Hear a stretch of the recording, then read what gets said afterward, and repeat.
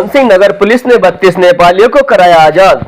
आपको बता दें कि जनपद उधमसिंह नगर क्षेत्र के काशीपुर में बीते शनिवार को एसएसपी मणिकांत मिश्रा ने आरटीआई थाना में मामले का खुलासा कर बताया कि नेपाल एम्बेसी दिल्ली से नवीन जोशी से सूचना दी थी कि नेपाली मूल के कुछ लड़कों को सोशल मीडिया में फेसबुक व मैसेंजर के माध्यम से संपर्क कर बेला फुसलाकर नौकरी लगाने का झांसा देकर भारत में लाया गया है, जो वर्तमान में काशीपुर क्षेत्र में रह रहे हैं। एसएसपी ने सूचना का तत्काल संज्ञान लेते हुए लड़कों की बरामदगी के लिए काशीपुर क्षेत्राधिकारी दीपक सिंह के नेतृत्व में एक टीम गठित की गई थी।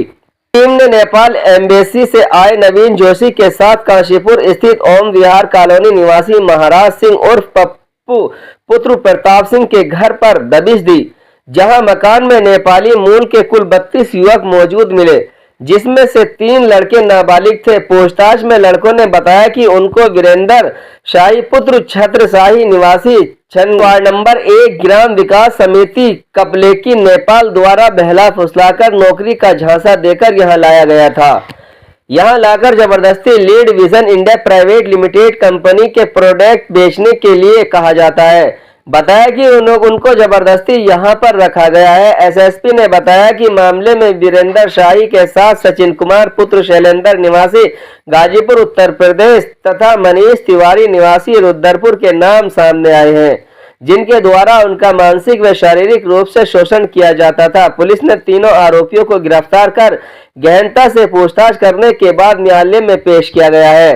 बता दें कि इस दौरान पूछताछ में आरोपियों से पुलिस को बताया कि हम lead vision trading India private limited company से जुड़े हैं। कंपनी का मुख्य कार्यालय जनकपुरी दिल्ली में है, जिसके फाउंडर व डायरेक्टर चेतन हांडा व अन्य लोग हैं।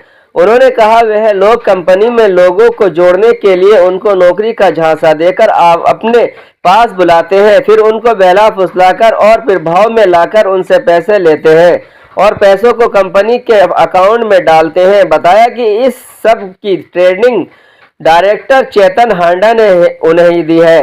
बता कि वहीं जब इस प्रकरण में एसपी काशीपुर अभय सिंह से वार्ता की गई तो उन्होंने बताया कि नेपाल देश के बंधक आजाद कराए गए हैं।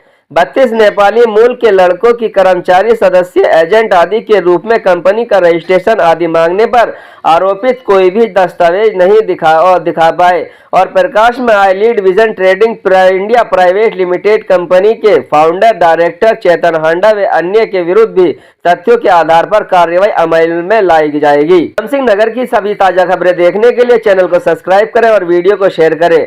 जनपद उधमसिंह नगर से नदीम अहमद की खास रिपोर्ट। आगे की खबरों के लिए बने रहिए भारत टीवी न्यूज़ चैनल के साथ। दिल्ली स्थित नेपाली दूतावास से नवीन जोशी जी प्रतिनिधि के रूप में एक प्रकरण लेकर के आए थे, जिसमें इनके द्वारा ये बताया गया था कि कुछ लड़के जो कि नेपाल मूल के थे, उनके द्वारा वहाँ जाकर के सूचना दी गई थी कि नौकरी के नाम पर उन्हें उधमसिंह नगर में ले आकर के और उनका उत्पीड़न किया गया और उनसे पैसे लिए गए। इस सूचना पे एसएसपी महोदय को उनके द्वारा अवगत कराया गया। सर के द्वारा एक टीम का गठन किया गया और टीम का गठन करने के बाद जब रेस्क्यू किया गया तो ओम विहार कॉलोनी है, जो कि आईटीआई थाना क्षेत्र में चैती एरिया में है। वहाँ पे कुल एक मकान में 32 युवक मिले, जिसमें से 3 नाबालिग थे और 29 जो थे वो एडल्ट थे। बच्चों को रेस्क्यू करने के बाद जब इनसे पूछताछ हुई तो पता चला कि नेपाल मूल के ही वीरेंद्र शाही नाम का एक लड़का था, जो कि लीड विजन ट्रेडिंग कोई कंपनी है, उसने डीलरशिप और ओनरशिप बताया और उसने जो कॉन्सेप्ट समझाया वो मल्टी लेवल मार्केटिंग का बताया।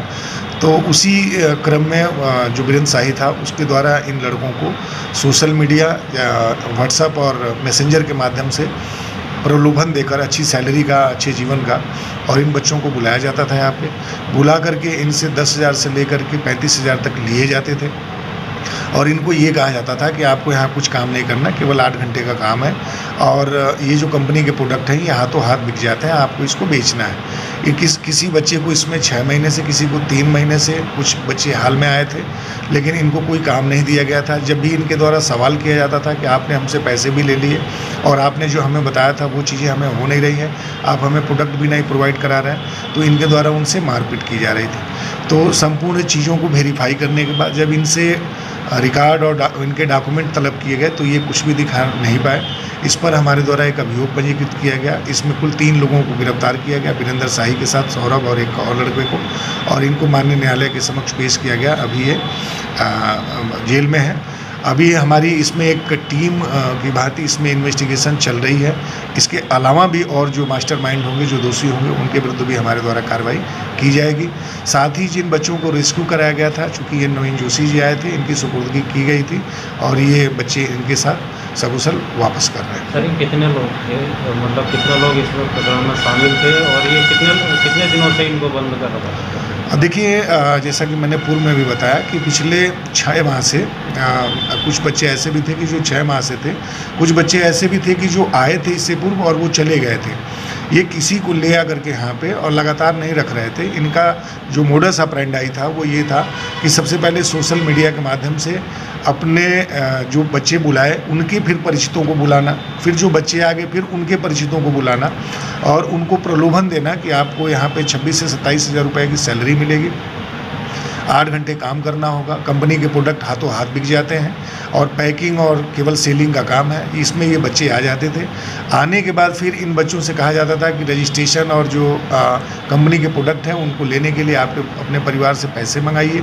वो बच्चे फिर पैसे मंगा लेते थे। उन पैसों को इनके द्वारा अपने यूज में ले लिया जाता था। फिर एक जगह इनको बंद करके बच्चों को और इनको रखा जाता था। अगर ये सवाल करते थे इनका उत्पीड़न किया जाता था। ये इस तरीके से करते थे कि बच्चे या तो स्वतः ही भाग जाएं, उनसे साइन करा लेते थे, उनकी वीडियो बना लेते थे कि मैं स्वेच्छा से आया हूँ, स्वेच्छा से जा रहा हूँ। तो कई सारी चीज़ें जांच के क्रम में मिली हैं। इसी आधार पर अभियोग भी पंजीकृत किया गया और इसी आधार पर इनको माननीय न्यायालय के समक्ष पेश करके जेल भी भेजा गया।